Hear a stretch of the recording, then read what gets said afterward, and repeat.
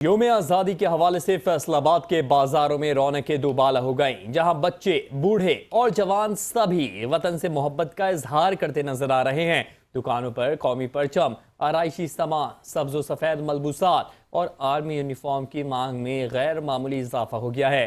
बाजारों की सूरत हाल जानने के लिए देखते हैं आफ्ताब नवाज की ये रिपोर्ट।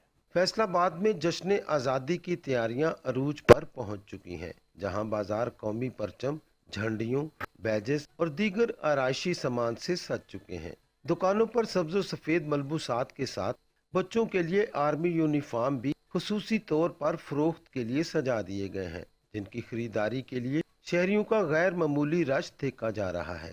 14 अगस्त के हवाले से पहले तो घर में झंडियाँ वगैरह, ये परचम वगैरह से घर सजाया गया, और अब बाजार में ये बच्चों के लिए कपड़े वगैरह लेने के लिए कि बच्चे कह रहे हैं कि हमें 14 अगस्त के हवाले से कपड़े लेके दिए जाएं। और माशाल्लाह इधर कपड़े देखे ग्रीन और ये वाइट कलर बच्चों के लिए लेके जा रहे हैं। इंशाल्लाह जोश व खरोश से 14 अगस्त मनाई जाएगी।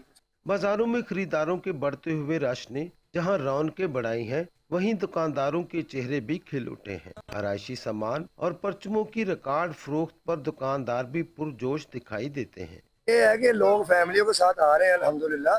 ये नहीं है कि मोहब्बत नहीं है, जिनकी हर इंसान की ये कोशिश है कि मैं जश्न मनाऊं।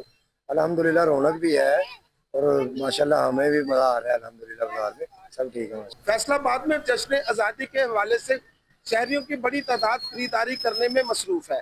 शहरियों का कहना है कि 14 अगस्त जोश और जज्बे के साथ मनाएंगे। कैमरामैन मोहम्मद उमर के साथ आफ्ताब नवाज, 5 न्यूज़, फैसलाबाद।